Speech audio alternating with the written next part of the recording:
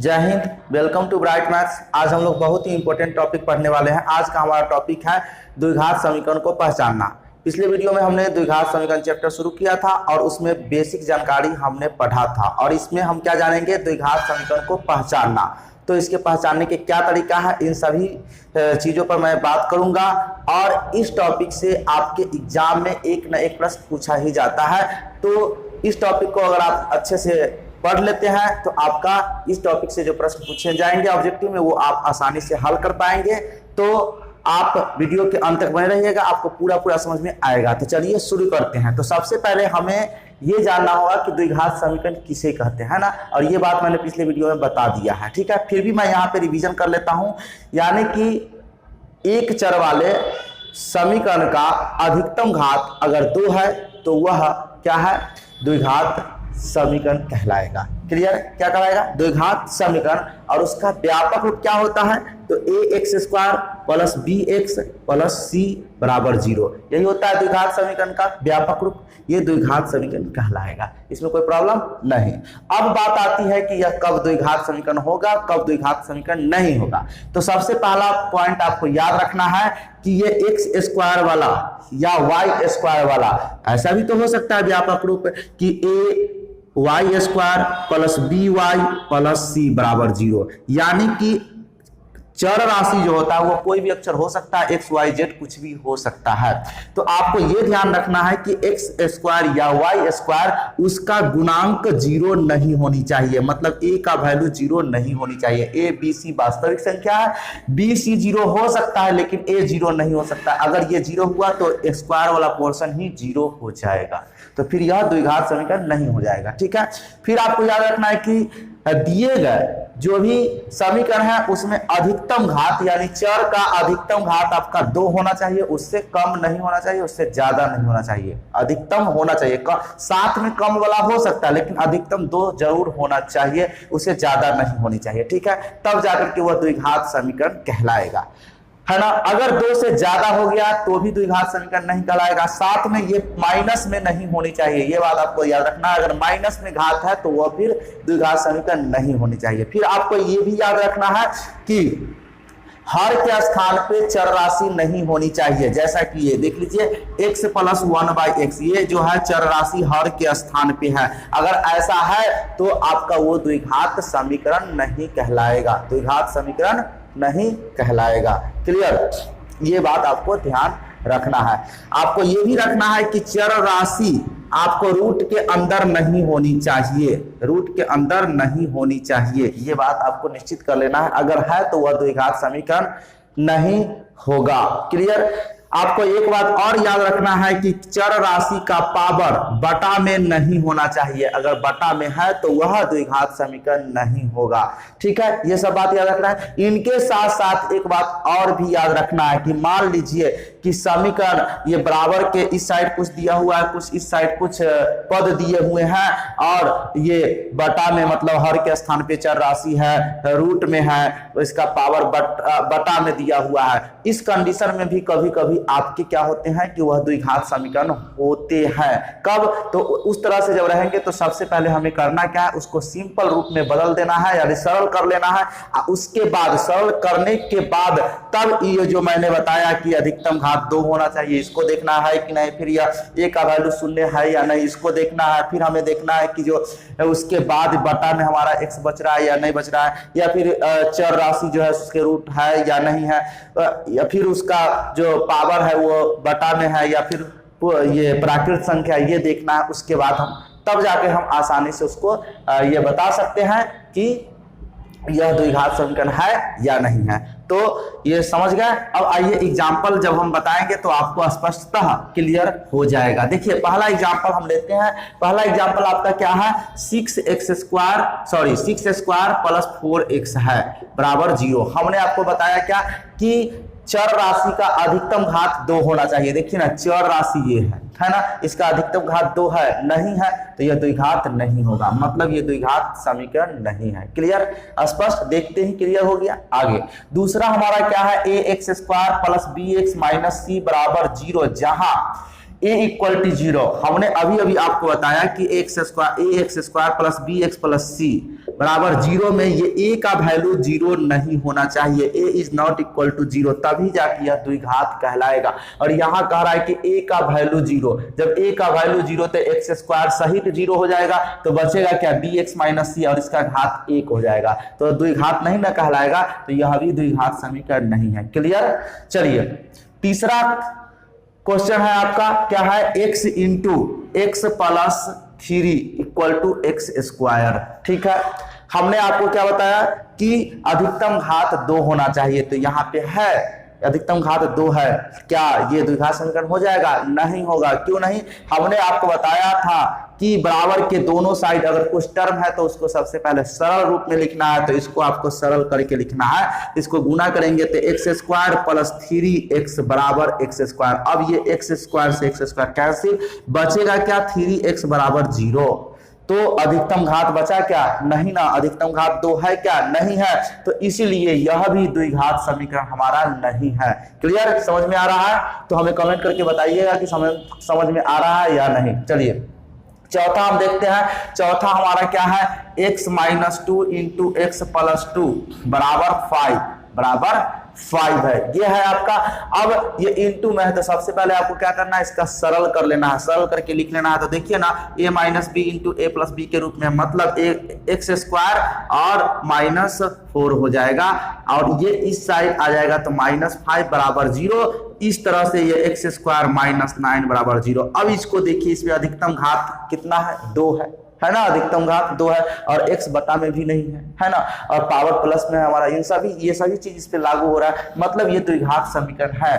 ठीक है, तो अब आप देखते ही बता सकते हैं कि द्विघात समीकरण है या नहीं है, तो ये द्विघात समीकरण आपका हो जाएगा। ठीक है, आइए पांचवा एग्जांपल हम लोग देखते हैं। पांचवा एग्जांपल हमारा क्या है, x square plus 1/x square equal to 2 है ना, जहां पे x is not equal to 0। अच्छी बात है, x is not equal to 0, तो पहली बात तो ये 0 नहीं है, तो अच्छी बात है। लेकिन हमने एक बात और बताया था कि बटा में हमारा x नहीं होना चाहिए, हर के स्थान पे x नहीं होना चाहिए, यहाँ पे x है, तो यह द्विघात समीकरण नहीं होगा। मैंने पहले ही आपको बता दिया, यह द्विघात समीकरण नहीं होगा। देखिए ना कौन सा समीकरण होगा, आपको मैं बता देता हूँ। एलसीएम लीजिएगा तो एक्स स्क्वायर होगा, यहाँ पर x टू द पावर 4, क्योंकि इसके नीचे में कुछ नहीं है, 1 है, 1 से भाग देंगे इसमें तो एक्स स्क्वायर बार कटेगा, एक्स स्क्वायर से एक्स स्क्वायर मल्टीप्लाई करेंगे, x टू द पावर 4 हो जाएगा, प्लस का 1 बराबर 2 हो जाएगा, बाई क्रॉस करेंगे, x to the power 4 plus 1 बराबर 2x स्क्वायर, इससे इसको मल्टीप्लाई करेंगे, तो अब साइड चेंज करेंगे तो आपका हो जाएगा x to the power 4 minus 2x square plus 1 बराबर 0।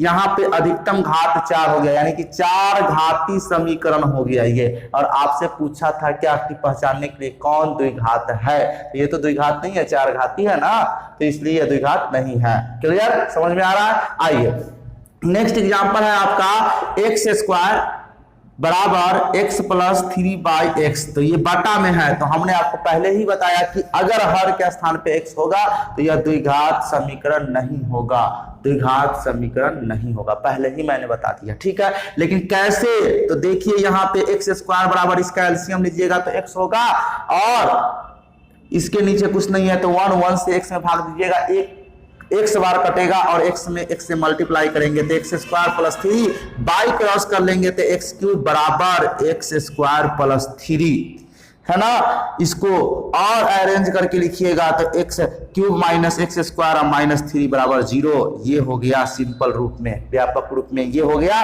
अब इसका अधिकतम घात कितना है, 3 है, तो यह त्रिघाती समीकरण हो गया, त्रिघाती समीकरण। तो हमें चाहिए था द्विघाती, अधिकतम घात 2 होना चाहिए, लेकिन अधिकतम 3 है, इसलिए यह द्विघात समीकरण नहीं है। क्लियर, समझ में आ रहा? चलिए नेक्स्ट हमारा है 7 नंबर को भी देखते हैं। वहां पे आपका क्या दिया हुआ है, क्यूब में है, तो हमने आपको बताया कि उसको सबसे पहले सिंपल रूप में लिख लेना है। देखिए क्वेश्चन को मैं यहां लिख लेता हूं, x cube minus 4x square minus x plus 2 equal to x minus 2 का होल क्यूब, इधर भी क्यूब इधर भी क्यूब। अब ऐसा थोड़ी ना क्यूब देखते कह दीजिए कि यह द्विघात समीकरण नहीं है। हमने आपको क्या कहा, जब इस तरह से है तो सबसे पहले इसको सिंपल रूप में बदलिए। तो देखिए यहाँ पे आपका x cube minus 4x square minus x plus 2 रहेगा, इसका होल क्यूब तोड़ लीजिए तो आपका क्या होता है, a माइनस बी का होल क्यूब, a क्यूब है ना, minus 3a² b 3a² b plus 3ab² है ना, माइनस b³। यही फार्मूला होता है, इसी पे आपको तोड़ देना है। तो कितना हो जाएगा, x³ हो जाएगा। यहाँ पे आता है कि 3a² b माइनस के साथ 3a² b मतलब 3a² b, तो ये आपका हो जाएगा 6x²। क्योंकि 3a² b करेंगे तो ये आपका हो जाएगा। प्लस अगला का आता है 3ab², तो b का स्क्वायर कह रहा है, तो b का स्क्वायर कितना हो जाएगा 4, और 4 में 3 से गुना करेंगे 12 और x रहेगा, यानी 12x हो जाएगा। और यहाँ पे माइनस कितना 8 हो जाएगा। इसको क्यूब तोड़ने पर इतना आपका आएगा। अब देखिए x³ से x³ आपका कैंसिल हो गया। अब साइड चेंज करेंगे तो माइनस 4x², इधर से आएगा तो प्लस 6x² माइनस x, और ये इधर आएगा तो माइनस 12x और प्लस 2, और ये इधर आएगा तो प्लस 8 बराबर 0। इस प्रकार ये आपका 2x² माइनस 13x और प्लस 10 बराबर 0 ये हो गया। अब यहाँ पे सरल रूप में जब बदला गया तो क्या मिला हमें 2x² मतलब अधिकतम घात 2 है, ठीक है, इसलिए यह द्विघात समीकरण होगा। क्लियर। तो इस तरह से रहे तो आपको क्या करना है, सिंपल फॉर्म में बदल लेना है, मतलब यह द्विघात समीकरण है। क्लियर।